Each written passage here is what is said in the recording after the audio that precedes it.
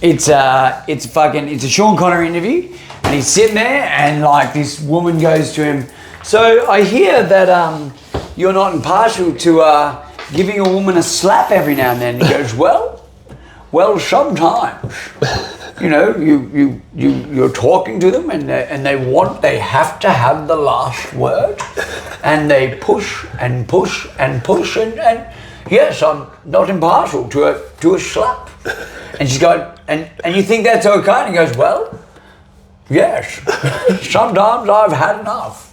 Oh, it's the best interview, like does not deny it at all, and he's just like, so the day he died, I reposted that. Nice. I'm like, let's go, Shawnee. Let's go, Shawnee. Finish off with a bang, my friend. I'm now disconnect. I've got to disconnect. Deep Stack Thursdays. Do I want ape? Do I want ape? No, not playing again tonight. Not playing again. Record.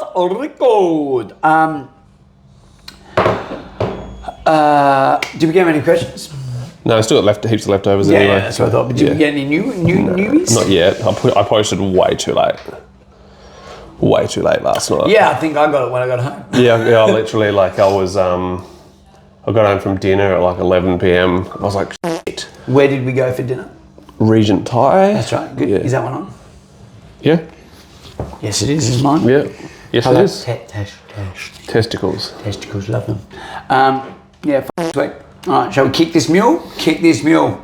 G'day, guys. Welcome to another episode of the Ringlovers podcast. My name is Matthew. This is here, Pinky. We're here to discuss and discard topics of Muay Thai. And obviously homosexuality. And yes, that will be discarded instantly.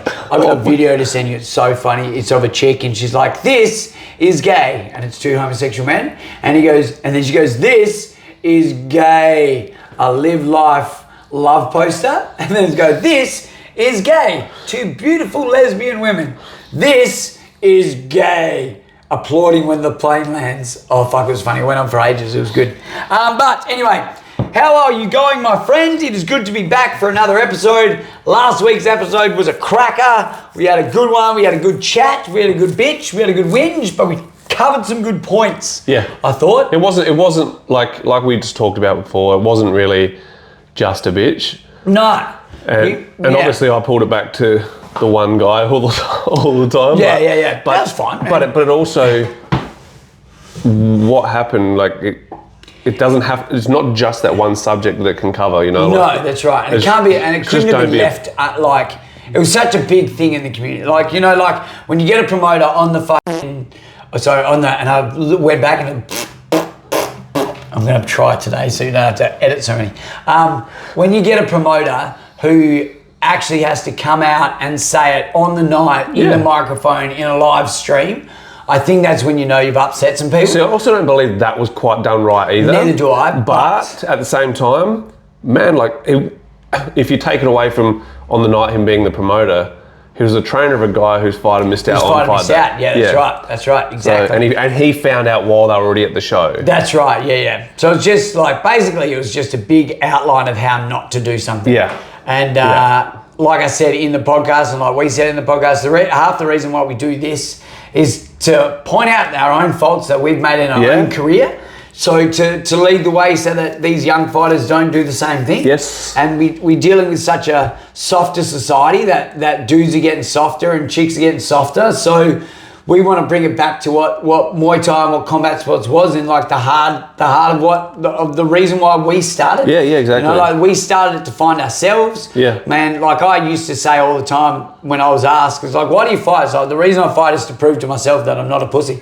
You know, that was the biggest thing for me. That and losing weight and just my own mental health. And man, the bloke who I just had in here battles with it regularly, you know, like, and you see, like, man, you see it when you're holding pads for someone, or they're hitting the bag, and just the way they might walk in and have had a terrible day or whatever, you know, like kids are bugging them, wife's bugging them, works hard, you know, like they just got laid off or whatever, and then they walk in and it's like, okay, well, at least I'm now reset. It's my escape, now I'm escaped, now I'm reset. And I think you know, the reason why, you know, Rogan talks about it all the time, and whether you like him or not, he's got the best point when it comes to the physical exercises is if you work hard enough, you're too tired to really care about the things that don't matter. Yeah. You know, like if you are fit, like, man, I'm physically exhausted by the end of the day. I say to people, like, if you train hard enough in fight prep, you don't like you just said, you don't have that time to go home and overthink about what's going to happen in the fight. Nah. Because you're going to be exhausted. You're going to go to sleep. Yeah, that's You're right. going to sleep. Yeah, that's right. Or even, you're not going to go back to home and think about what Karen said to you in the lunchroom that day. No. No one cares. And those little trivial things turn into that, it doesn't matter. You know, it doesn't matter. You know, does it really matter? Tomorrow's a new day. You know, like, and man, I think it's really important that we just live day by day. Yeah. Have your goals, but live day by day. Get through today. Did you tick off the things you wanted to do today? Yeah. Did you get your If not, then add them to tomorrow and work harder tomorrow. That's it. Yeah. And don't give yourself. I don't give myself a chance to make an excuse. You know, like, because as soon as you do, that's when doubts creep in. You do it once, you can do it a million times. Man, the same with when you handball stuff to tomorrow. Yep. You don't get a chance to then handball that same thing again. Yeah, no, that's right. That's just being an idiot. Yeah, and there's nothing worse than, well, what I've found myself that I've trained myself into, and I do, you know, like, same deal, another dude, whether you like him or not. David Goggins was a big influence in me in regards to everything's my fault and I'm the only one who can do anything about it. Yep. And, you know, you get some people like, you got to love yourself. And I'm like, I do love myself because I hate myself. Yeah. Why do I love myself? Because I'm so hard on myself. Yeah. You know, so... hard enough on yourself to earn your own self-respect. Yeah, that's it. Yeah, that's it. And I personally think there's a lot of people who use excuses to not have self-respect, and then it falls back and then they're doing the blame game. Yeah, for sure. You know, so... I just commented on a post this morning, and it was a comedian talking about old school ADHD compared to new school ADHD. Yeah. And it's like, he goes, man, we were just up on the roof setting fire to stuff. Exactly. But it's but the thing is, and I commented, like, that was before people used it as an excuse to not be the best version of themselves or whatever. Like, back in the day, if you had ADHD, you just laughed it off, like, and you got on with life. Mate, there was so much more boys will be boys than my boys got ADHD. You know, it's like, and a lot of the times, and it's the parents who are like, oh, if I just tell my kid that he's got a condition, then he's not going to get upset when he's not as good at something as someone else. How about you still just push your kid to do stuff? Yeah, that's right.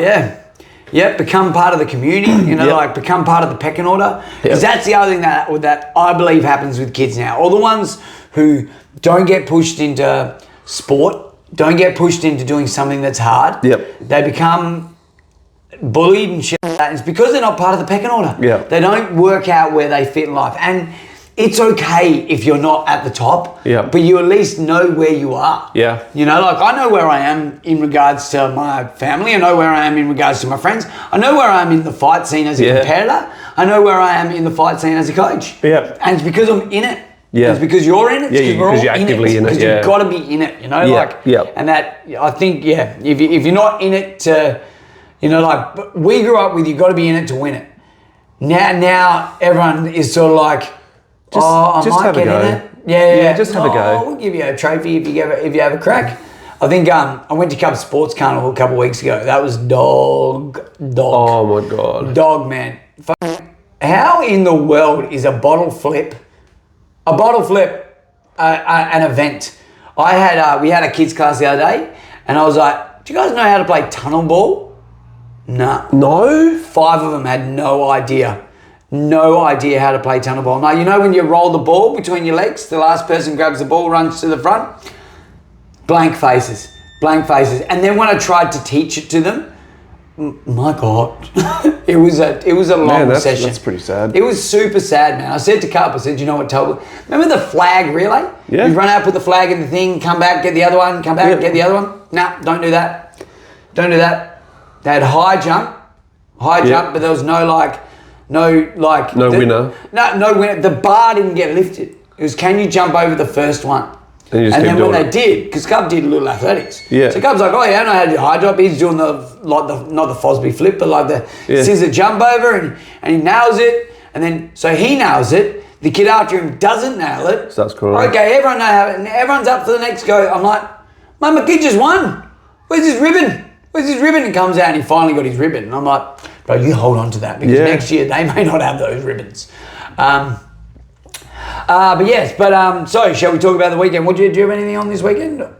No, this one, but you got Rebellion coming up. Oh, that's in a couple of weeks. No. I was just thinking about our sparring day that I was going to try and arrange, and I was like, that's the weekend. That's in May. It's May. Yeah, it's the weekend after Pride. So you had obviously a big weekend. Yeah, I had a massive weekend. I drove all weekend. I went from Mount Gambier. We went from here to Mount Gambier for Trent's fight, and then Mount Gambier to Victoria for Moy Vic. Trent was doing well till he wasn't. He was doing well until he wasn't. He's in really good spirits today. He got caught late, probably halfway through to the back end of the second round. Yep. Ethan Curry had an amazing left hook. Yeah. Super slick. Yeah. If you look at the photo, it is one of those you should see the other guy. So did you win? Yeah, I saw that. You should see the other guy. I saw the photo, yeah. And it was that. We get to the third round, that fight doesn't go on. The doctor stops that fight. He could not see from that eye. Oh, it was massive swollen eye. It was the first right hand that Trent threw. Yep. Trent was calm. It was the best that Trent had ever fought. It was a boxing fight against Ethan Curry. Ethan Curry had just been... He'd done really well in New South Wales in States over the weekend. I think he'd done States a couple of weeks before.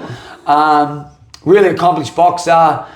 It was probably the only real fight on the card. By that I mean it was a lot of mismatches. Okay. Really a lot of mismatches. Yeah. Like they got in some dudes from Indonesia. Yeah. And I mean, like, it is hard to find. You never know. It is like when you're trying to fill a card, and you just go, here's what we need. Yeah, that's right. Because now I've been messaging my guys in Thailand for people for Golden Gloves. And it's like, this is like the first profile I got sent was like, a dude was like 19 and 13. Yeah. But no, not quite that. No, it was like maybe 12 and 13, but like 12 losses by knockout. Yeah. On his box record. Yeah, and it's like, man, there's it's either winning or going down. Yeah, there's this one dude, I don't even know his name, but he is the dude you call. Beck goes, you should fight him. I'm like, I don't do that. I fight dudes who want to fight and want to get him, but Trent was like, where's my gimme fight? He goes, I want one like that. But some of the other fights were a little bit mismatched.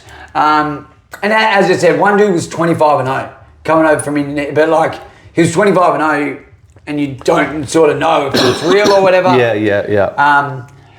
It was a good fight. As I said, unfortunately, Trent didn't get the win. He's not disheartened by it. He was like, nah, that's cool. I had a good fight. Yep. Was really, really good about it. But I said to him, what do you want to do? He goes, it's my nemesis, bro. He goes, I want to get another one. I want to get that win and stuff. And even yesterday morning, so I hadn't seen him since the weekend. They come in Tuesday morning. Yep. And I'm like, do you want to do some, like, 'cause I see him every morning. And did you see his fight name? No. Morning Glory.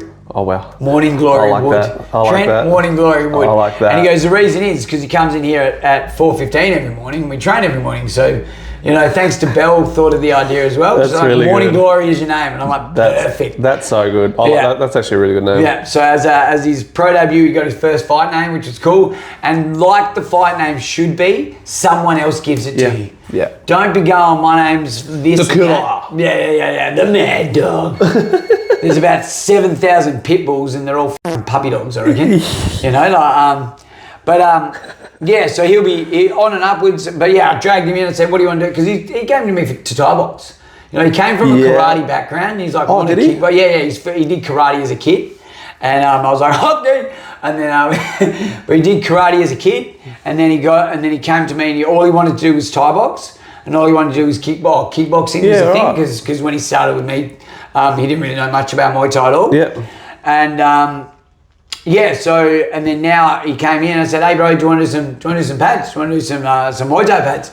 He's like, nah, I want to box. I want to get this up. It's my nemesis. I'm not, because he's been, like, he's good at making the switch from one to the other. Yep. And when he does make the switch, he's very much like, who do we talk about all the time? Spring. Spring. When he makes the switch, he makes the switch. The Muay Thai shirt, he doesn't train in Muay Thai shorts and boxing shoes. He trains in boxing shorts and boxing shoes. Yeah. He does the whole deal. He wears, does the thing proper. And he goes, no, I'm sticking with this. He goes, I'm not going back to that until I want to do this. He goes, I want to have another Thai boxing fight. I said, cool, we'll do it in Thailand together. Nice. So that's what we're going to do, like later in the year. I think we're looking at doing something like that. Yep. We're doing a trip over. And he goes, yep, cool. So got him back on the boxing pads, sharp as, still sharp as. And that's what we'll do with him. But so big ups to him for doing it. His whole family were there, which is awesome. Nice. Met his mum. I bawled my eyes out after because I fucking love the dude. Yeah. It's like, oh man, like I just wanted him to have it. Yeah. And so that was fine. Packed up the car. Alarm went off at 3 a.m. the next morning. In the car, drove to Melbourne for Moy Vic. Where was it? Doncaster? Yeah. No shit. Have you been to that? That's where Jason just fought. Oh, okay, right. Yeah. Really good venue. Yeah, I saw the warm-up. I was like, that looks like Doncaster at the back of the Doncaster. Yeah. It was a really good venue. Yeah. I've never been there. Because now we've been to... That's where we stayed as well. What he was whinging about, the accommodation was there. Yeah, okay. Oh, right. Yeah, it wasn't even that bad. So there was... Where else did they do? They do it at Q Room. Q Room's good. Flinders. Yeah. Flinders Hotel. Flinders Hotel, yeah. I've been to both them, and then this was a new venue for us. Back in the day, it used to be where Eight Blades is. Like, it used to be downstairs there on the basketball courts, and then it went to one Monash University for one. Yeah, okay, right. Then it was swapping between the Matthew Flinders and the Q Room, and then it was just Q Room, and now they got Doncaster. Yeah, cool. Yeah. So we went out there and said good day. Si, very short, he was obviously busy, but they had like 7 million fights on the card. They had 42 fights on the card. So we were waiting for that fight card to go out because I'm like going, what time am I going to get home? Because we're always going to have him fight and then drive home straight away, which is what we did. Yep. He ended up fighting at like 2:30. Okay. So he was done and dusted by, once we came out. We pretty much let him sort of have a bit of a rest, and then we got in the car and drove home. Yep. As for his fight, he was he's on Pride at 63.5. Yep. So he was nominated for 67, and then there was no one at 67, so we got offered to do 71. Yep. I said, can we make the middle? So can we fight at 69? And that was fine. Yep. Dude he fought, forget his name, 5-0. Was rolling off confidence, he was tall, lanky, Quang something. And going into this fight, like I said in the last podcast, it was all about getting some things right before he turned pro for Pride. So I wanted him to work. When we got to the warm up, I put the pads on. He didn't have any gloves just yet, and I'm like, I kicked the pad, freaking ripped through me. His kicks on that day, I'm like, this is what we're doing then. We're kicking. We're going to touch him, find our range and work our kicks. Now, touching and finding a range on a dude who's fucking 17 foot tall is very difficult. So, going into the first round, I said, this is what we're going to do. Couldn't find his range, couldn't find his reach, lost the first round. Yep. Going into the second round, I'm like, all right, buddy, we're going to have to sort of, not scrap it up, but we're going to have to close the distance. Push in, So I'm like, all right, you're going to have to be a little bit more aggressive. You're going to have to walk him down a bit. And then, same thing, Connor wasn't doing bad. He wasn't doing badly. Quan was just winning. It was just keeping on the outside, being very tight, but kicking the legs but using his long reach. I said to Connor at the end of the first round, like I always do, I said, does he hit hard? He goes, yep. I go, okay, well, you're going to have to walk into it, buddy. We're going to have to get past it. I said, I don't want you to clinch too much. He's a tall dude hard. If he does, we're going round the waist and we're looking for a dump. Yeah. And exactly what he did. Every time he got in the clinch, dropped down, grabbed, almost went to the side to take his back, to sort of do a bit of thing, and then the ref stopped it pretty quickly. So he didn't get worked in the clinch, and that was down 2 rounds. So I'm like, all right, buddy. We're going into the last round. I said, you lost the first 2 rounds. I said, chances are you're losing this fight. So it's up to you what you want to do. You can hang back and just make sure you don't get injured, look for your shots, just do your thing, or you can try and walk in and get your hands on him. And he goes, oh, okay, he sort of seemed a little bit like, okay, sort of had that, I'll just be patient, look for my shots and try and work on the things that I wanted to. And he was, and then he dropped him. And I was like, wait, let's go. Let's go for it, now it's a draw. So there was a draw, and then dropped him again. Got him again. So in the end, he got the win, which was good. Yeah. Obviously, the first 2 rounds were no good. Yeah, so it was like 10-9, 10-9 the other way, and then he got 10-7 to him in the last. 10-7 the other way. So, you know, like, was it a fluke? No. He meant to hit him. He dropped him. Was he winning? No. Did it work out for us? Yes, it was. Yeah. He showed really good skills. We had some really good comments from all the people watching. That, like, he had durability. He looked really good. It was tough against a tall dude, and then, you know, big ups for him, like, finding it and coming back. Yep. Spoke to Bridget. She was, I love that. She's so So lovely. good, yeah. So I had a chat to her, and she was blown away by how he could come back. And, so the result worked out in our favour. Cool. Halfway through the second round, I called out to him. I'm like, mate, we're fighting 2 people. We're fighting him and the whole crowd. Yeah, because they bring a crowd too. I might bring a huge crowd. Every time, man, Connor would hit him, bum, and then the jab, bum. Oh, man, did you not see everything else we did? Yeah, they always bring a massive crowd. And then after he dropped him, it was like you could hear a pin drop. Yeah. And then after he dropped him again, it was like panic. It was like panic because they were all behind us. Yeah. I was like, I get really excited, so I'm up. My hands were sore. You're in the blue corner? Yep. So my hands were sore from clapping. But it was funny because he dropped in the second time. I'm clapping, and Ben goes, she goes, just for a half second, I turned around and looked at the thing, and they're all like. So result went our way. Cool. He worked on the things that I wanted him to, and now we've just got the rest to work up. He's got a southpaw opponent, so we've got that to deal with. We've had experience with his opponent already. I won't say it until it's released. But yeah, so we've had experience with his opponent already, I've got a game plan to work it. And you know, now we're in the pros with him. We set a game plan. We have more of a game plan. You know, like as opposed to amateurs where it's like we're working on everything. This, and then we'll deal with the fight however it comes. And I think as a coach with an amateur, I think that's what you got to do. And obviously for us, we've always said the wins and losses as an amateur career doesn't matter on paper. No, it goes back to 0. I've always said that your wins and losses as an amateur matter to the degree. They don't matter to me as a coach. They don't matter to me as a gym. And I know that they matter to you as a person. You know, like I had a big rant to my own team. I've got about 4 or 5 boxers who all want to fight in May. And I'm like, guys, you're not ready to lose and to be able to come back. I said, there isn't a single one of you who can do what I did, lose 8 fights in your amateur career and still keep coming back. There isn't one of them. They're too soft. No, their hearts are broken after 2 or 3 losses. And opposed to being like, you know, like me where I was like, I ain't quitting until I get this win, or I ain't quitting until I get what I want. They don't have that. They don't have it, no. And so... I was just re-listening to my Think Pink with Bryony. And we were talking about that sort of thing. And it was like, so I had a big and that's why I think that with our generation that we're dealing with now, and I hate saying it, but it's so true, man. So true how different it has become. You know, like just with with dudes and their resilience level of what they've got to do. Like everything. Resilience is a word of the past, man. So hard. Resilience is a word of the past. So moving forward, we know what we got to do. But after this round, I said to him, I said, you guys are all defensively I went off it, like my boxers. I was like, you're good when you're throwing, but when you're getting hit, you don't like it. You're not resilient enough to take that and then come back again. You know, so improve at being more evasive or moving head movement or whatever those things that you have to do. Especially with the boxers and the way, like, amateur boxing is so...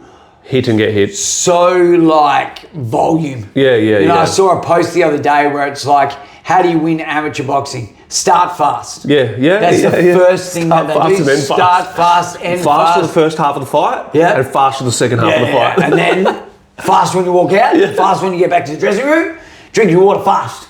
You know, when you're giving instructions, make sure they're fast. You know, everything is fast. And that's why... I think when you look at amateur boxing, it can look real scrappy. You know, especially in the first couple of fights, because you got the coaches just doing the old, your mate, Mr. You know, Epleton, sort of like, like that, and that works in amateur boxing. And you don't get the calm of that until you hit pros, and we're trying to get the calm of that in at the start. Yeah, you know, like and which is why we're always saying like doing good Muay Thai of the slowing it down is what judges are after. It's what promoters are after. To see where they're coming from as well. Because that was the other thing I said to Connor. I said, I get that you know, like he's got his fighting style and stuff. I said, but we need to remember where we are. Who's watching what we're doing? Who's going to see it? These people are then going to go, okay, you know, like, okay, so we do it on this, we do it on Pride. That's your route to Roots. That's your way to Rebellion. That's your way to doing the proper things on the proper shows to get the good paydays, to get the good recognition for doing it. So remember where you are. Do it. I said, I don't care about the win. It's all about how you look and how you do it. Good. You know, like, so, and he listened really well. It's probably the best he's ever listened. Cool. You know, sometimes in the corner he can be like, you get to the corner and it's almost like when he listens, he's very intense listening. Oh, what have I got to do? And I'm like, just calm down, bro. And today he was like, huh? And then even before he went in, he goes, I was nervous, and he goes, I don't know what happened. He goes, but about a minute before we went in, everything went away. Nice. Everything went away. Getting comfortable. I'm like, you're getting comfortable doing it. I mean, that was his 12th, I think, fight now. Cool. Like in total. He go, and then the other thing that he had to his advantage was the fact his last fights were unpadded. So his fight over East, it was unpadded. He goes, oh, I've got nothing to worry about.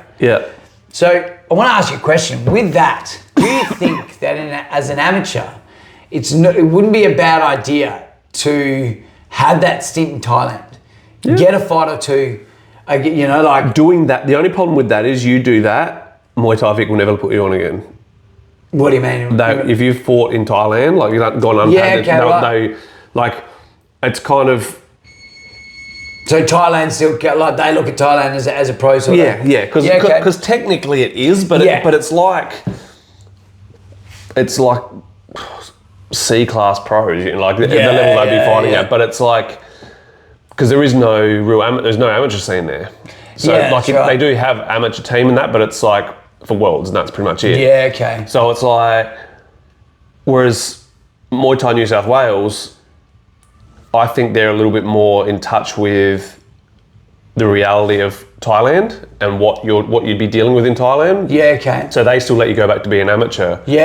After fighting in Thailand. So because I know that from my own experience. Like after fighting padded and then turning to semi-pro, which was years ago, where they paid me, but I was like, you know, modified rules and stuff like that.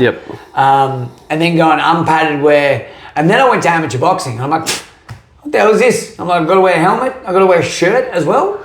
You know, and what? These are what size gloves? And what? I'm not getting my hands taped. You know, like, and it's just like, I used to say it all the time. I'll roll off the couch to fight amateur boxing. Tomorrow. I did with Fred. When I fought Fred, I'd literally done 2 weeks notice. And I didn't give whatever. Let's fight this guy. He was all revved up and shit. I didn't care. You know, I didn't. They'd also tried to get me to fight him about 13 times. And I'm like, I don't want to fight this dude. He's smaller than me and blah, blah, blah. I just didn't give a shit about appeasing SA boxing. And now I even have less appeasing of SA boxing. It's actually the reason why I've never pursued the boxing thing. Even though I went and did the course. Because it's a government thing. It's very much like there's no... and a lot of it is that in the early days it was all the old fuddy-duddies running it. And it's a favourite thing. Yes, very much 100%. If you're one of them or you're not. Well, we were always the Muay Thai guys doing it. We came late. So I go, so you're the new gym. And now it's funny because we're not the new gym, but now because we've done things our way, Beck stepped down and all that sort of shit. I've always, you know, like, I've always felt that they've been against us. They probably haven't, but you know. There's a difference between being against, being against, and you're not being part of their clique. That's right, and we were never that part of that clique because I always thought it was. Even though bullshit. Dedicated all that time. All that time. Yeah. But So do you think that? Okay, so does you'd know better than I would? Does the New South Wales pathway in, is that still a pathway into Roots and Rebellion? So I don't know, maybe Yeah, I just think, like, as I said, without, like, by having those unpadded fights, and as I said in Thailand, where it might be a little bit more amateurish, but still unpadded. Yeah. Do you think, like, because that made it easy? That made it so easy for him. The New South Wales thing is obviously like probably going to be more closely related to the SRG shows and the 1774 because it's obviously New South Wales. Yeah, that's right. Yeah. But if you're on those shows, then you're getting noticed anyway. Yeah, that's right. So that's where it translates across to rebellion and stuff. Yeah, so I was just thinking, like, back to our conversation about pathways, you know, like something that made, I think that helped Connor out a lot. The fact that he's like, oh, I'm doing this padded thing again, you know?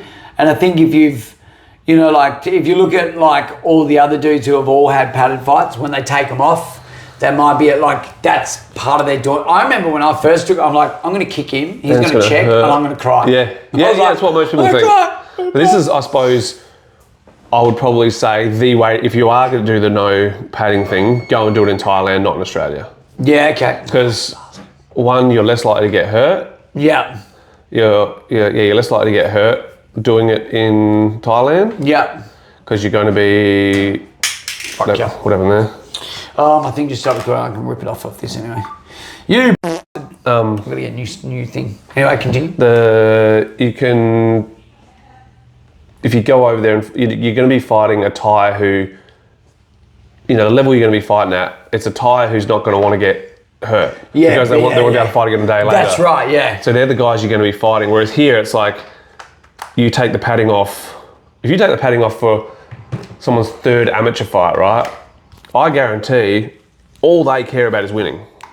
And it's going to be like a win at any cost, even as a meaningless amateur. You know what I mean? Right. Like, so it's you're going to get hurt. The shows we went to in Wagga and Canberra.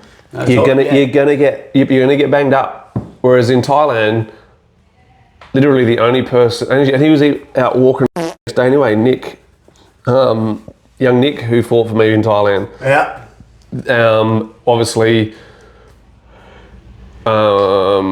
Murphy went sort of next level with his fight, and he was fighting a southpaw, quite a strong southpaw, and it was just like just kicking him, and it was kick war, and his shin was smashed up and all that sort of stuff, and it is what it is, right? It's like that's right.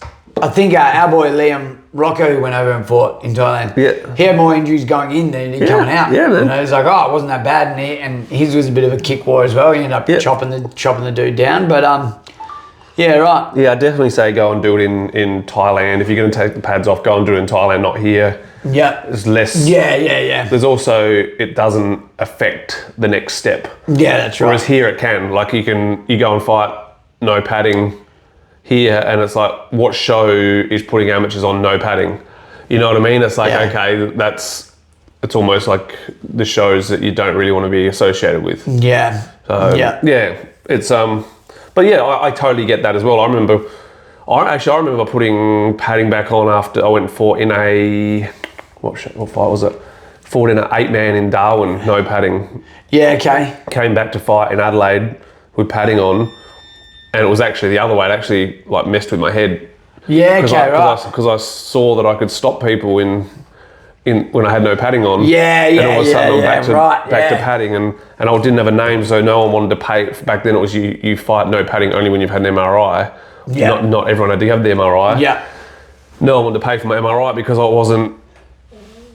didn't have a name. Yeah. I wasn't, a ticket seller and all that sort of shit. Yeah. So it didn't really work out where I could come back here and then fight unpadded. I had to come back and fight padded. I wasn't working. I trained full time for my first fight. Yeah. I quit working to train full time before I did my first amateur fight. Yeah. So classy. Yeah. What we'll do is we'll do a couple of questions. Got one big one, like big in length. Stop it. But it's a good little discussion point anyway. So Infinity Fight Series last weekend in Melbourne, there was a 4-man tournament. Yes. 2 of the guys made weight at 58 kilos. One missed by just under half a kilo. One missed by 1/4 kilo. Yep. Then it went. The original fight purse was 10K for the winner. Yep. And 500 for each fight Okay. under that. Yeah. So obviously the loser would get 1,000. Then the other two would, the loser of the final would get 1,000. Okay. Yeah. And then the other two would get 500. Yep. But then they changed it to like, after a heated discussion, 5K to the winner, 2.5K to the runner-up, and then 2K to the other two guys. Yeah. So they split it up differently. Would love to hear you guys weigh in from experience. Is missing by that amount significant, worthy of penalising? Absolutely. Like, you're a professional and you're fighting in professional. Like Jason's last fight, he was 0.05 over. Yeah. Man, it's neither here nor there. Is that 500 grams? No, 50 grams. 50 grams, yeah. So like, it's neither here nor there. Yeah. It's like, take your jocks off. Yeah. And that's kind of where they bring that in. Like, you know, even the Shahwat thing, that's like, he was 0.25 over. Man, by the time you take your jocks off or whatever, you're probably 0.05 over. 10 push-ups, mate. Go take Yeah. squeeze one out. Yeah. It's like, it's like 0.2 is what they give you. Like, that's the allowance if it's not for a title. Which makes sense. Just if you get naked, it's about 0.2. Yeah. But anything more than that, it's probably too much.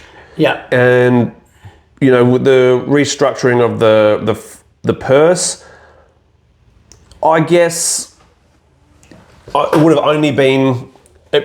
I think depending on who won it, I think it should have, maybe the discussion should have been whoever ended up winning it. If it was one of the guys that made weight, they got the 10K. Yeah. And then the split from there on was normal. Yeah, okay, yeah. Or if one of the guys who missed weight, who one of them is the one who won it, he probably should have got half of it. Yeah. And then the guy who he beat in the final was one who made weight. Yeah. Then it probably would have been fair to go 2.5. Yeah. I think the guys who missed weight should have still got their minimums. Yeah. So if you missed weight and you lost the final, then you get your $1,000. If you missed weight and you lost your first fight, you've got Still you got got yeah. But then, But if you missed weight and won, then they should have got 5. then it should have been. But if you made weight and won, you still should have got the 10. Yeah. I think that makes sense. Yeah. I don't know why you'd restructure it. Like, was it because here's the question: was it restructured before or after? I think it was restructured before the. Yes, that's done. Before the. I think that's poorly done. Yeah, I think should have been done after. Like, all right, guys, you didn't make weight. You didn't weigh weight. Let's see how it falls. Yeah, I think. Play it where it lies. I think I would have gone. Shoot it. Yeah, the prize pool is, because obviously the prize pool originally was 10, Be 12 11, grand. 12 grand, yeah. Oh, that's good. That took me a second. Happens all the time in poker tournaments. 12 grand is the pool. I would have, if I was the one in charge, I would have gone, look guys, 12 grand is the pool. The guys who miss weight are only going to be getting their 500s. Depending what happens from there, how we go with the final. But the final, if you have missed weight and you win the final, you're only getting half the purse. Yeah. And then the rest is going to get spread out over the two guys who made weight. Yeah, that's right. Yeah, because you could almost like, all right, that's where you go. Well, we're gonna punish the people who didn't make weight. And okay. Reward the people who are professionals. Because exactly. Man, because then Matt Packer, he made weight from Donny's gym. He would have got his 2.5 grand or whatever. And the guy who lost the final, he would have got his two. He probably should have got 5 grand, 2.5 grand for both fights. Yeah. Okay, well let's make it that way then. Yeah. Just sounds like it was more a lack of patience to be able to do it like before. Trying to think it through. I suppose they didn't know someone and they wanted to get something sorted that night. And I guess. Yeah, but you're still going to get it sorted that night, aren't you? Yeah, try. And even then, even if... I guess before the end of the weigh-in, though, I guess before everyone leaves the weigh-in, they wanted to get what they were doing. Yeah. And,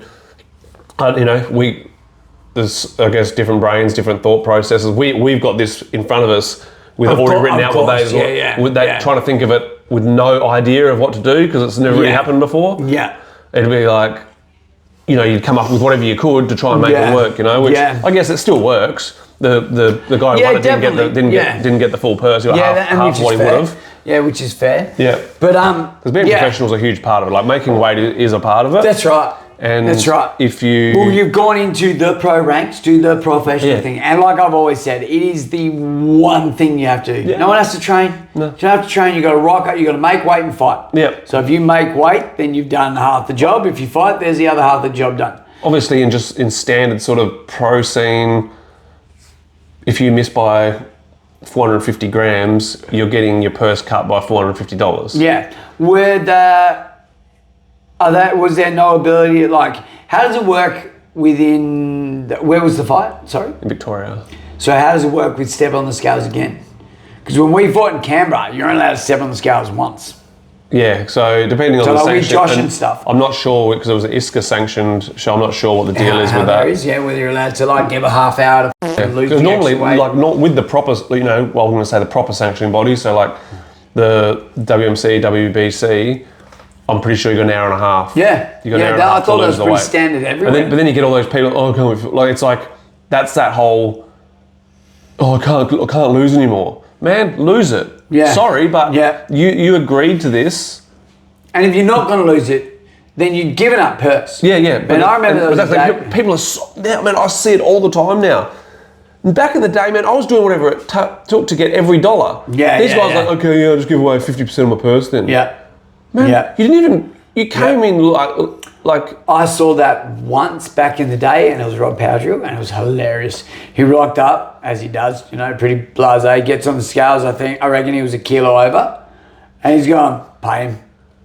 He rocked up going, I'm overweight, you're going to have to pay him, gets on. Half his teeth missing. I like him, though. I mean, he's like, do you know?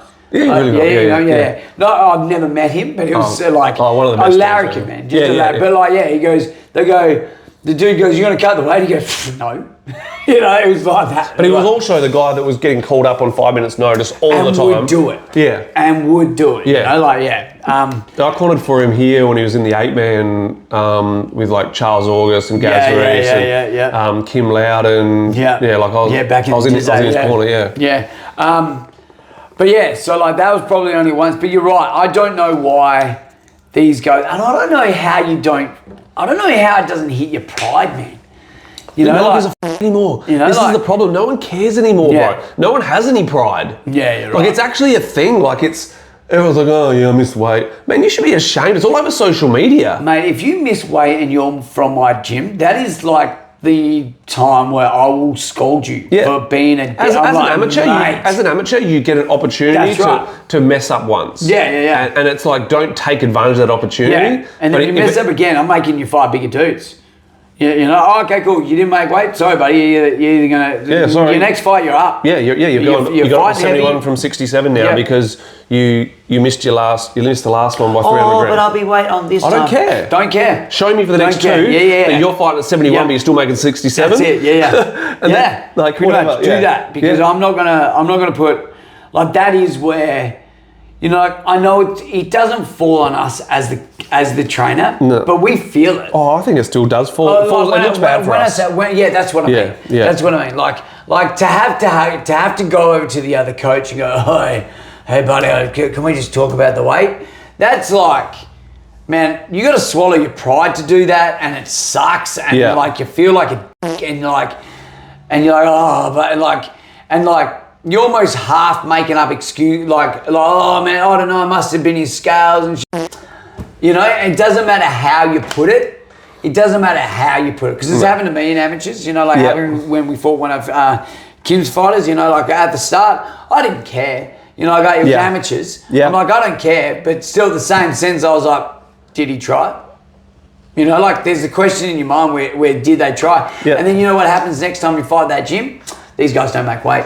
Yeah, These for guys sure. don't make weight. You know, well, I remember last time we fought them, they didn't make weight. I think the hardest thing with all of that is I've seen it so many times where you get to weigh in and they've got some set of scales that just sits in someone's gym. They don't get calibrated, like, which is where the 200 gram thing comes in. Yeah, like it's sorry, like, but any sanctioning body that uses their own scales, they should be calibrated once a month. Yeah. And any government scales, they should be calibrated. But the thing is, then it's on the gyms to have a set of scales that are accurate. So then you've got to have yours calibrated. Yeah, that's right. Yeah. I tell my guys straight away. I'm like, don't use mine. Yeah. I'm like, because mine are great. You can cross rep, but like, it sounds dumb. The floor, is your floor level? Is your that? 100%. Like, when I fought James Harley, that almost came me unstuck because I went to my scales. I took them with me to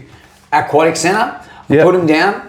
The floor wasn't level. I've got there and I'm going, I've only got 2 kilos to cut. I'm like, it doesn't seem right. But all right, so I jumped in, cut the 2 kilos, jumped back out. I'm like, still doesn't feel right. Walked around to their scales, still had 3 kilos to cut. Oh, wow. Yeah, right. Yeah, that was a good one.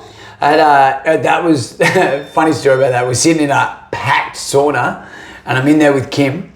And Kim's giving me the talk as he's scraping me down. I'm like, I'm fine, buddy. I'll just do it. I'll just do it, yeah. I'm fine, I'll do it. Yeah. And he's sitting there going, with the credit card, Matty, you're going to be fine, mate. Just think about the fight. And it's packed. I'm like going, he's not my boyfriend. We're just here to cut weight. Please don't think. Like, he's got like, give me a back rub and shit. I'm like, Kim, I'm fine, eh? Yeah. And then I walked into the weigh-ins and they're like, you look absolutely terrible. And I was like, I feel fine as I'm like stumbling around the joint. But yeah, like I think we've got our scales and I say, don't trust our scales. Yeah. I'm like, don't. Here's a question. Do you think that old school scales are the better ones? You know, as long as they're calibrated. Same thing. You've got to be calibrated because the springs go. They've got to be calibrated. Would you take digital over them? Or do you think... the old school tap are probably more reliable. Yeah. They don't need to be calibrated as often. But I've got the big dial ones in my gym. Yeah. Man, I've never calibrated them and I've had them for almost 9 years. Yeah. And they're still pretty much spot on. Yeah, I was thinking about getting one for you. Like a big proper set The like only that. problem with that is they max out at 105 kilos. That's right. So there's not a lot of guys over that size anyway. No. Once you're that size, it's like whoever, once you're that, you're a heavyweight. Yeah. So it's like get on digital scales. Yeah, they just sort of stop at that 105 mark. But I think I've thought about getting like proper, like they use for the weigh-ins here, the proper scales, like with the Matt Williams has got them, Matt Bones has got them.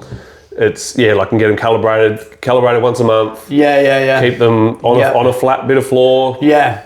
Whatever. Yeah, because we've got this venue now and I've got a lot of flat floors, I'm thinking about I might even put them in here. Yeah. Like here's got some good, nice even floor. But I was thinking about doing that and getting some scales and then there's no excuse. Yeah. Get on the scale. And then the other thing is like, you want to be on the fight team? Cool. Weekly check-ins, Yeah, what do you weigh? Or weekly check-ins aren't a bad thing. Because we know, it's so funny asking fighters, how's your weight? You know on their response instantly, how's your weight? Oh, as soon as there's half a hesitation. Jason to a T, bro. Like he'll go, how's your weight? Oh yeah, it's about this. But if he's actually that, he goes, oh, it's 77.5. Yeah. Whatever. You'll ask Trent, what do you weigh? 77.2. He knows it to the 0.2. And he'll go, I'm 0.2 here, but I'm 0.4 there. Like he knows the difference. Yeah. That's good. I think it was real funny. I think you posted something about, and it was a Paddy Pimblett, Paddy thing. He is the worst. Oh yeah. At blowing in and blowing out of fat. I've seen photo. It was went viral for a while there. Yeah. He's the worst at going in and out. But I mean, not all honesty, and then that leads back to our usual conversation of like, don't blow out in between fights, and it's not an issue. If you're blowing out and you've got to go, I've got to cut 7 kilos or something, then you're not cutting. You've put on weight. You need to lose 5 of them and cut 2. Or be in a bit, like whatever your cut is, whatever your comfortable cut is. Yeah. But and then it also leads back to get a dietitian. Yes. Get a dietitian. Get someone who can help you. Yep. Trent's got one. Ricky's got one now. I think Connor's got one now. Yep. All my dudes are pro. They went out and I said, so it's up to you. So if you want to go do it, I said, it's for your career. This is not for me. Yeah. I'm still fighting, but I don't have a dietitian. I'm used to my body. I know what to do. I've also cut a lot of weight. I also fight well within my weight. Yeah, 100%. Yeah. I'm a little bit older, so I'm not going to kill my body. No. I'm going to rely on my skills to do whatever. I'm not going to kill my body to cut weight. Yep. To try and have size to your body. I've never had size. Yeah. Never in any aspect of my life. So I reckon I'll get some scales. But back to the original thing of the thing of the four-man, the four-man thing that we were talking about, I think that the money should have been shared between the two guys who made weight. Yeah, that's right. And I think they probably did it the round. I mean, like, and as you said, when everything's going on and the panic of like, oh, that dude's not making weight, they're trying to just come up with a solution. It's not just a one fight. It's a four-man. Like, it's actually next sort of level stuff, and you can't. Little advantages make a big difference in a four-man. That's right. Because that extra bit of weight is extra bit of padding that means you don't get as hurt, don't get as banged up. That's that extra bit of like that less bit of recovery. Yeah. Even on the night. Yeah. Like on the night, it's like if you're going in that little bit heavier. Yep. Then you're going in that little bit heavier and you're a little bit heavier all night, and then when you rehydrate and sit eating between fights, you get back to that weight again. Yeah. You know, so it's like not for the first fight, it's for the second fight as well. 100%. So I mean, I think the way that they did it by paying them differently is a good idea. They probably went about it too hastily, trying to sort it out on at least, the actual I suppose weigh-ins. the guy that won it was a guy that didn't make weight and he got cut 50%. Yeah. So it's actually, that probably works out all right. I just think that obviously Petchumpon got fixed up. Like he got compensated by getting $2,500 for runner-up instead of 500 or 1,000. Yeah. But then that's I think a big what? Yeah, then I think a big jump. Then I think Matt Packer should have been given a little bit more because he was, but also so was the other dude who missed weight. Yeah. In the end. Yeah, that's right. Yeah. Yeah.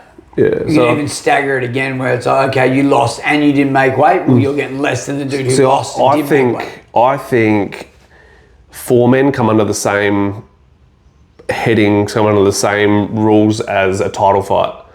I think there's more variables, so there should be just under the. You should be at the number. And there's usually a big check at the end and all that sort of stuff. Yeah. So you should be on the number. You should be on the weight. It shouldn't be a. So, okay, what about if they don't make weight? Do they forfeit? Yeah, I think it's just still make a fight. You obviously can't just find. You got to have if you've got a four-man, you got a four-man. You know, I think you just got to make sure they're penalised financially. Yeah, and make a bad idea to maybe have one back up too. Yeah, you know, have one do. And I mean, like, because here's the other thing: if you're training all the time, you know, like, because. Here's just an idea. You go, okay, there's a four-man, and then you get a fifth dude who's getting ready. He still makes weight. He gets paid $200 just to make weight. Yeah. All right. And then if someone else, and then okay, cool. That dude doesn't make weight. You don't even get the chance to like, oh, you get less. You're out, buddy. Yeah. You didn't do the professional thing. Yeah. You didn't make weight. Yeah. You're in now. You're out. So it almost puts you, that's going to put you pressure on to make weight. It's not a bad way. You know, obviously, you've got some poor dude not knowing whether he's fighting or not, which would suck. But at the same time, that's another option. I think taking a fair chunk off of the other dude, the ones who didn't make weight, take a fair chunk of money off them. Yeah, that should be enough. Yep. Like, I probably would have given a little bit more to the runner-up who made weight. Yeah. And then to Matt Packer, I probably would have given them a little bit more. And then the other two guys, obviously the winner was one of the guys that missed weight. I would have just cut him 50%. Yeah. And then the other one, I probably would have done the same thing. I think he lost his first fight as well. No. I think if he lost his first fight, I would have just given him the $500 and said, on your way, mate. Yeah, and given more and given extra to the runner up, but it's hard. Obviously, you got to work out those numbers on the night, and you got to be able to give I suppose you got to know what you're going to give the winner and the runner up, so you can announce that kind of thing on the night, and then try and figure it out from there. But yeah, it's a big one. It's something that unfortunately, like, I don't even remember people missing weight back in the day. Like, honestly, I don't remember. Like, it's just so common now because it's like the whole lack of. Legit. It's the whole lack of goal setting. It's the whole instant gratification thing. No one even thinks about the consequence for their actions anymore and how, man, you committed to something. Yeah. Like, I actually don't care. Like, right now that you're struggling with it, because that's on you. Yeah. Don't fight at that weight if you can't make it. It's across the board as well. Yeah. Like with life. so much. With life. Everyone's just a loser now. Like you're a personal trainer. Yeah. I'm a personal trainer. We do deposits for people not showing up. The amount of people that are just I just pay the deposit for not showing up. Bro. It's like, you get that. I had time booked for you. You know, like I put out time. I may have cancelled somebody else. Yeah. You know, like, and sure, I get the money for you doing it, but now somebody else who maybe wanted to do it has missed out just because couldn't be bothered today. Yeah. You know what I mean? Like, it's not that fun. No, it's not. You know, fun. What else we got there, brother? So there's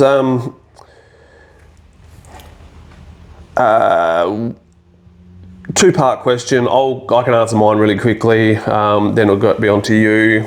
Any thoughts on moving to a bigger space for the gym, Pinky? Yes, I'm looking, and if I find something, I'll move. If I don't, I won't. It's that simple. Like right now, I'm very well educated on the way the world is going, and we are very close to economic collapse, and I don't want to be locked into anything. You know what? Nah, more. I don't want to have my it's going to cost me 20 grand to set up a new gym properly. Yeah. I don't want to have blown 20 grand that I could have put into other stuff. Exactly. If I'm not 100% set on the result. Yep, that makes sense. So my space is still working. Yeah, man. I can still use my space. It still works enough for me. Still profitable. Yeah. Still, which in the end is our major thought. Way more profitable because my space is little and it doesn't cost me much and cheap. Yeah. Yep. So, what are the new pathways that have opened up for Matt after moving to a bigger space? Well, my thing is obviously, I've said 1,000 times, I got into MMA first. So the thing that helps me is I've now got BJJ and MMA into the gym as well. Yep. Our kids' classes are a little bit bigger and stuff, easy to use, but man, it's just, for me, it's just easier. It's easier. It's a nicer place for us, like I like the size that we're at. This is I'm not getting any bigger than this. Yeah, no, this is the kind of size I've been looking for. It goes past me knowing everybody in the gym. Yep. I want to know my members. I want to know them all. Yep. So I've still got a grasp of who they are and who everyone is, which is great. We've got more people. I think ultimately what it does is it made, I think it gave all my members who have been with me for so long, they started in the shed. And then they went from the shed to another dingy little place. And then the last place was a little bit better. And I think what it does, being that we do everything, all the combat sports, we're now, I don't want to say that I'm competing with other gyms because I'm not. I'm winning anyway. It's not a competition when you're in front. No, but I think what it does for my members is it's just a nicer thing for them. Yeah. And we are we're so family. What it's really done is it's invited, like, not that our ladies' classes are getting bigger, but it makes kids and parents come and feel comfortable here. They can sit here, watch it. At our last place, we couldn't have any parents inside to watch their kids train. Which is fucking wild because now none of them come in here and watch it. Like, they all wanted to. Yeah. And now they can. Now they can, they don't. And they don't. It's funny, I get that whinge as well sometimes from parents, like they want to watch their kid training, and then if I let them, they don't do it. The same sort of thing. They just don't do it. But it's definitely way more beneficial not having them in. Than it is having them in. Yeah, that's right. But also, this is all Beck and I do. We don't do anything else. So for me personally, I feel more professional. I feel like just this. I've got a desk. I've got a desk. We got a computer set up. We've got all this stuff. I've got a kitchen. Where we do our thing. We've got a staff room. I've got a couple extra staff that help me. They feel like that they've got a place to be here as well. Like they've got a place where they don't take their gear back and forth from the gym anymore. All their stuff stays here. That makes sense. So it's more that. It's more probably a personal thing more than it is a gym thing. Yeah. I feel better in the space here. You know, like we've got a trophy cabinet, we've got this and that. Yep. So Yep. it didn't really open anything more up apart from the extra classes that I can do with the space. Yeah. And I can do staggered starts. Like for example, our Monday is I've got a junior kids class, an advanced kids class, same time the advanced kids class, I've got a strength and conditioning class. Okay. And then straight into strength and conditioning, I've got Muay Thai. Muay Thai goes into boxing. Yeah. And then while boxing's on, then I can have an open mat area where all my Muay Thai guys can go, they don't need to leave. Yeah. They do Muay Thai and then I'm like, oh, go do strength and conditioning or go do your clinch work. So they do their class, there's room for them to do that. Room for the boxers. Yeah. I've got 3 timers. So I've got a timer for the strength and conditioning area, Yep. timer for the ring and the boxing area, timing for the thing. So it just means that I can do multiple things at once. Yep. And as I said, because we don't do anything else, Beck and I will chill here for a lot of time. And so if anybody wants to roll up, you got to be comfortable here as well. Yeah, and also if anyone wants to roll up and just hit a bag during the day, we're open. We're open to the public all day. Okay. So, we're open to all our members all day. Oh, cool. So your membership is covered for, hey man, if you are, and like I'll be, because we live close too. Yep. I'll tell people, man, if you ever want to come to the gym and you're not too sure if we're here, just shoot us a message and go, hey, is anyone at the gym? Man, I'm 2 seconds away. I can roll back, open up and sit here while you want to do it. Yeah, that's cool. You know, I don't mind. I've got, as I said, I've got a extra computer, value to the I've got a membership. TV, you know, so if I want to sit here, man, I came here yesterday and Beck had some stuff to do with our new pup and had to go get him vaccinated. I wanted to come here and just chill. Yeah. So I pulled down the crash mat. I slept here for an hour. Cool. You know, I'm Nice. I'm going to get a hammock. I used to have one hanging up at my first gym. So that's ultimately what it does. It's more for me, you know. Like It's more like this is just what I wanted, like from the get go. You know, like I could still. I've had this conversation with a lot of different people. If you were, and I'll ask you the same thing. If you were to win lotto, let's say you get $1 million, Yep. right? And you could either build a big gym, or you could, and I know what you're going to say, or you could maybe buy some land, build a house, and build a gym on it. Would you prefer to have a small a gym with just you and let's say 5, 6, 7 good dudes who just wanted to do it? Or would you want a huge area and have a big gym? I'd probably still want a big gym, mainly because the bigger the gym, the more people you can touch, the more people you can have affected by the sport and maybe helped. Yeah. I'd probably make the gym, it'd be gym/stadium. Yeah. That's kind of what the setup would be, I guess. Yeah. Yeah. So I'm the same. Like I would probably go. Like I liked the idea that we can have Ringlovers sparring days here, and it's nice and open, and everyone can come, and we can open up 2 roller doors, and people can roll in and out. I like the fact that we've got, you know, enough room for strength and conditioning and the sauna and you know, like recovery area and all that sort of stuff. Yeah.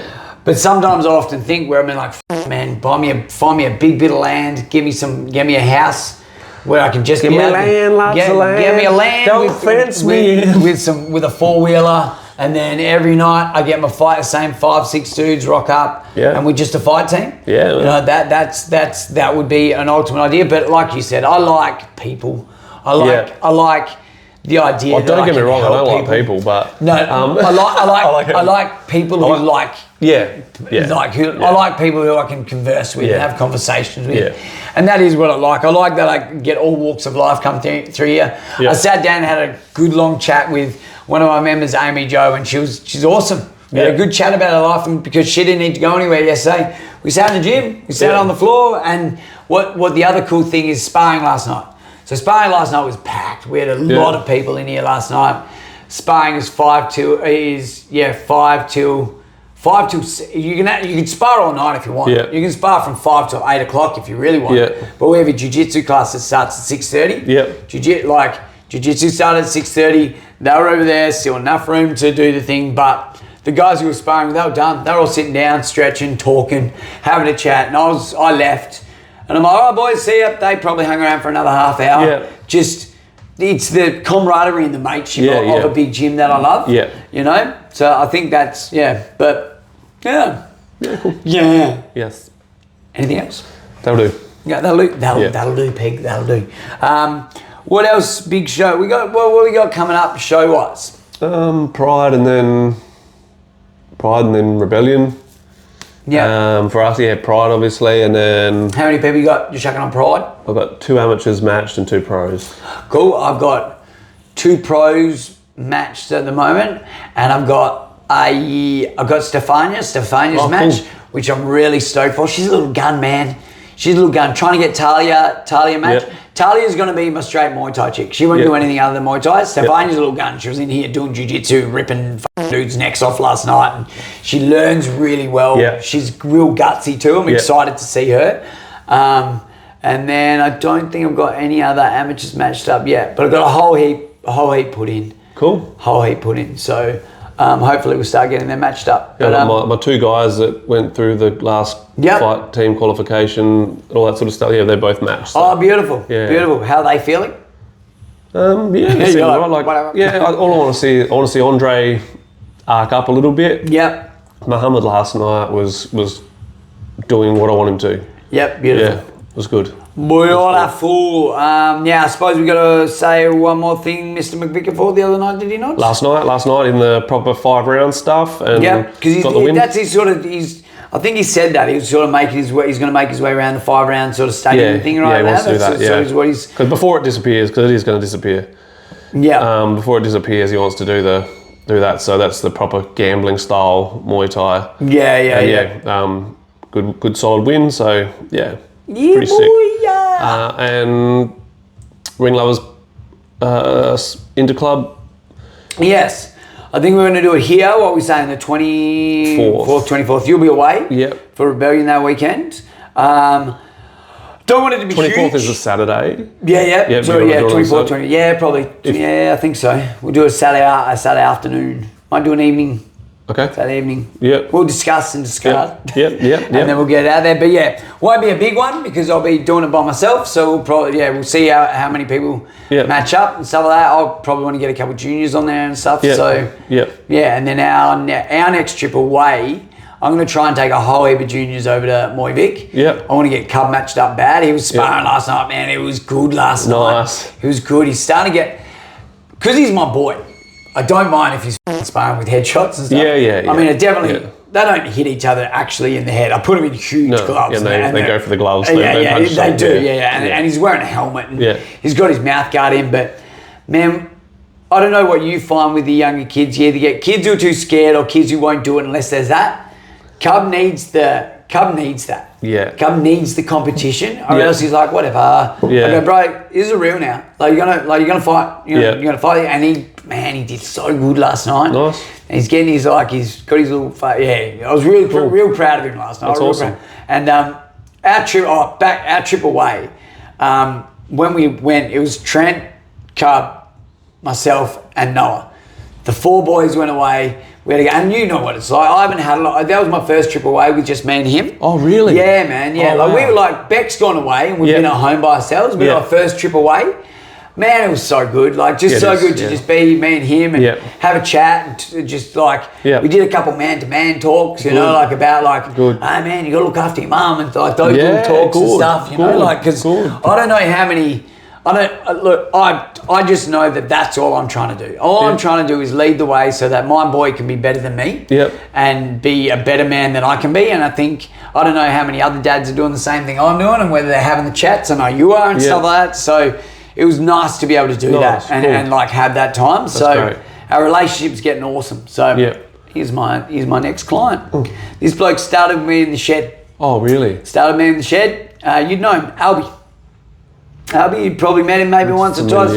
But started with me in the shed years and years ago, fell off the horse, came back, fell off the horse, blah, blah, blah. So this is our first session back in a while. So it's good to see him. One thing just about our Interclub is we will be doing things by the book as we have been. Once again, it's been brought to the government's attention that people are doing the wrong things, and it is actually going to, because of these dickheads, it's actually going to get to the point where we're actually going to have to get medicals and that done to do interclubs if they don't stop doing this shit. I didn't want to talk about it earlier on here because it would end up being the whole episode. And I don't want these just to be a bitching session. No. like the last one was, I don't know how they haven't learnt from the problems that came about. I'll tell you why, because nothing ended up coming of it. And then when it's too late, that's when they'll think about it, because they're clearly too dumb to realise that what they're doing is wrong. Yeah. And that's exactly why I don't put anyone on there. I don't care what the situation is, how badly I need someone on there.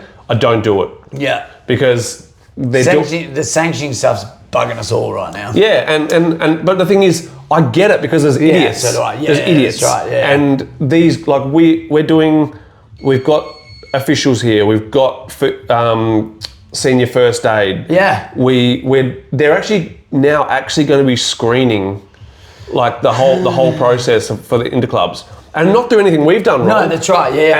And to be fair, we have our rant at the start. Yeah. And it's a hard, like, we do hard. We do now have to go harder on them being stopped, being pulled up, and having matchups stopped. Yeah. Blood noses done. Yeah. We've actually had very few. Very few. You know, blood noses I done. can think of one. And when people are going too hard, fuck off. You get, like, one warning, then done. Like, it's literally it. So, go through the other door, you dumb. Love to death, moron. So yeah, we're doing the right thing. Like, obviously we do it. Technicians do it. We've got all the officials happening and stuff, and the government actually did say that none of ours have been flagged. It's only this other people that's been flagged. But the thing is, they can't just bring in the rule for one person. When they bring in the rule, it's for everyone. Yeah, it's so all for one, one for all. Yeah, so they are going to ruin it for all of us. It's just a matter of time. Yeah, because they're too dumb. All right, thanks, guys. We love you all dearly. We'll speak to you next week. Bye. Bye, Felicia. Bye, Felicia. I just keep waving until it stops.